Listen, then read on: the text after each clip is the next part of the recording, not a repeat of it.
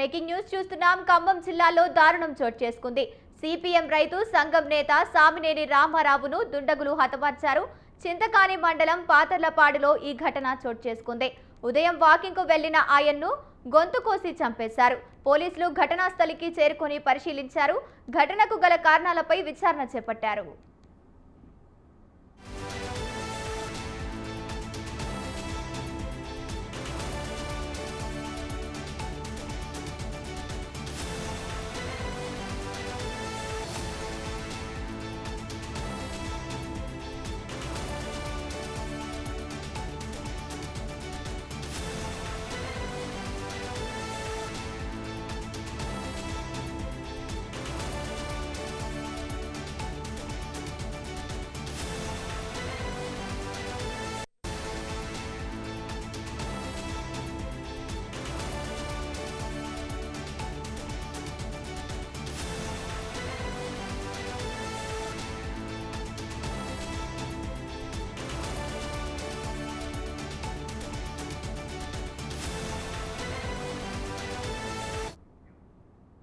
సామినేని రామారావు చిన్నప్పటి నుంచి వామపక్ష భావాజాలం వైపు ఆకర్షితుడై సిపిఎం పార్టీలో కీలకంగా వ్యవహరిస్తున్నారు.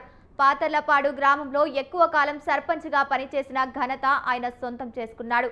మృతురాలి భార్య, ఒక కుమారుడు, ఒక కూతురు ఉన్నారు. తన మనవరాలు పెళ్లి తేదీ దగ్గర పడుతున్న సమయంలో ఇలా తన ఇంట్లోనే దారుణ హత్యకు గురి కావడంతో గ్రామంలో ఉద్రిక్తత పరిస్థితి నెలకొంది. రైట్, ఇక ఇదే అంశానికి సంబంధించి పూర్తి సమాచారాన్ని మా కరెస్పాండెంట్ అయ్యప్ప ఫోన్ ఇన్ ద్వారా అందిస్తారు.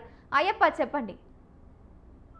గంగోత్రి మధిర నియోజకవర్గంలో దారుణం చోటు చేసుకున్నాం చెప్పొచ్చు. ఎందుకంటే ఈ గత రాత్రి తెలుస్తున్నటువంటి కొంతమంది దుండగులు అయితే అక్కడ ఉన్నటువంటి సిపిఐ నేత అని చెప్పొచ్చు. ఎందుకంటే మాజీ సర్పంచ్ దారుణ హత్యకు గురయ్యేది. చింతకాని మండలం పాతర్ల గ్రామానికి చెందినటువంటి సిపిఎం పార్టీ నాయకుడు సామినేని రామారావుని దారుణంగా హత్య చేశారు. అయితే గతంలో కూడా చూసుకోవచ్చు, ఇదే పార్టీకి సంబంధించినటువంటి మరొక నేతను కూడా ఆ ప్రాంతంలో హత్య చేసినట్టు తెలుస్తుంది. ఎందుకంటే అక్కడ ఉన్నటువంటి రాజకీయ కక్షల కారణంగా అని కూడా కొంతమంది చెప్తున్నప్పటికీ అక్కడ ప్రధానంగా మనం చూసుకోవచ్చు, ఇది తెల్లవారుజామున వాకింగ్ కి వెళ్ళినట్టు వచ్చిన తర్వాత 5:30 సమయంలో గుర్తు తెలియని వ్యక్తులు ఇంట్లోకి చొరబడి హత్య చేసి పరారైనట్టు తెలుస్తుంది. అయితే ఈ సంఘటనతో ఆ ప్రాంతం ఉలిక్కిపడ్డారు. ఒక్కసారిగా పోలీసులు సంఘటన స్థలానికి చేరుకొని క్లూస్ టీమ్ తోటి పర్యవేక్షణ చేస్తున్నారు. ఎవరైతే ఈ హత్యకు పాల్పడ్డారో వెంటనే వారిని అదుపులో తీసుకోవాలని చెప్పి కూడా కఠినంగా శిక్ష వేయాలని కూడా చెప్పి డిప్యూటీ సీఎం బట్టి విక్రమార్క ఇప్పటికే ఆ సంబంధిత అధికారులతో చెబుతున్న పరిస్థితి అయితే ఉంది. అయితే ఆ మృతదేహాన్ని పోస్ట్ మార్టం నిమిత్తం ప్రస్తుతం ఖమ్మం ప్రభుత్వ ఆసుపత్రికి తరలించారు. గంగోత్రి సామినేని రామారావు చిన్నప్పటి నుండి చూసుకోవచ్చు, సిపిఎం పార్టీలో చురుగ్గా ఉన్న ఆ పార్టీకి సంబంధించిన కీలక కార్యక్రమాలు కూడా పాల్గొనేవాడు. అయితే పాతర్ల గ్రామంలో ఉన్నటువంటి ఎక్కువ కాలం సర్పంచ్ గా పనిచేసిన ఘనత ఆయనకి సొంతం అని చెప్పొచ్చు. ఎందుకంటే రాజకీయాల్లో కూడా ఆయన చురుగ్గా అందరికీ మృదు స్వభావాన్ని కూడా పేరున్న వ్యక్తి, అందరితోటి ఏదైనా సమస్య వచ్చినప్పుడు పోరాటే వ్యక్తిగా కూడా ఆ ప్రాంతంలో అతనికి మంచి పేరుంది. అయితే మరోవైపు మృతునికి ఒక భార్య, కుమారుడు, కూతురు కూడా ఉన్న తన మనవరాలు పెళ్లి తేదీ దగ్గర పడుతున్న సమయంలో అక్కడ ఆ ప్రాంతంలో ఉన్నటువంటి ఇంట్లో ఈ సమయంలో దారుణ హత్యకు గురి కావడంతో అక్కడ ఉన్నట్టు ఆ ప్రాంత ప్రజలు కావచ్చు, అక్కడ వాళ్ళ కుటుంబ సభ్యులు కూడా దుఃఖంలో మునిగిపోయిన పరిస్థితి అయితే ఏదైనప్పటికీ ఆ గత సంవత్సరం చూసుకోవచ్చు, ఈ సంవత్సరం చూసుకోవచ్చు, సిపిఎం పార్టీకి సంబంధించినటువంటి నేతలు ఇద్దరు మరణించిన ఆ ప్రాంతంలో సిపిఎం పార్టీకి పట్టు కోల్పోతున్న పరిస్థితి అయితే ఏదంటే ఈ హత్యల కారణంగా ఖమ్మం జిల్లాలో చూసుకోవచ్చు, గతంలో కూడా కొంతమంది రాజకీయ నాయకులు కూడా ఈ హత్య చేయబడిన సంఘటన చూస్తున్నాం. ఈ నేపథ్యంలోని బట్టి ఇలాకాలో ఈ రోజు మరో హత్య జరగడంతో అక్కడ తీవ్ర చర్చనీయంగా మారిన పరిస్థితి. ఏదైనప్పటికీ ఆ మృతునికి సానుభూతి తెలిపారు బట్టి విక్రమార్క.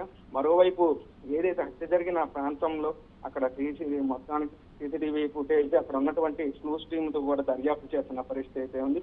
ఒక్కసారిగా ఈ హత్య జరగడంతో ఆ ప్రాంతంలో కొంత ఉద్రిక్త వాతావరణం అయితే నెలగానే ఉంటుంది. దోషులను వెంటాడి చట్టపరమైన చర్యలు తీసుకోవాలని చెప్పి కూడా బట్టి విక్రమార్క ఈ సందర్భంగా చెబుతున్న పరిస్థితి. మరోవైపు ఖమ్మం పోలీసు అధికారులు దీనిపై సీరియస్ గా తీసుకోవాలని ఇంకా చెబుతున్న నేపథ్యంలో అక్కడ ఉన్నటువంటి సిపి కూడా అక్కడ ఆ ప్రాంతంలో వచ్చినట్టు కూడా తెలుస్తున్న పరిస్థితి ఉంది. మరోవైపు రామారావు కుటుంబానికి అన్ని విధాలుగా పూర్తి స్థాయిలో ఆదుకుంటామని కూడా డిప్యూటీ సీఎం బట్టి విక్రమార్క చెబుతున్న పరిస్థితి ఉంది. గంగోత్రి, అయ్యప్ప, సామినేని రామారావు హత్యకు గల కారణం ఏమై ఉండొచ్చు? అలాగే ఎంతమంది హత్య చేశారు? ఖమ్మం పోలీసుల విచారణ ఎలా కొనసాగుతోంది?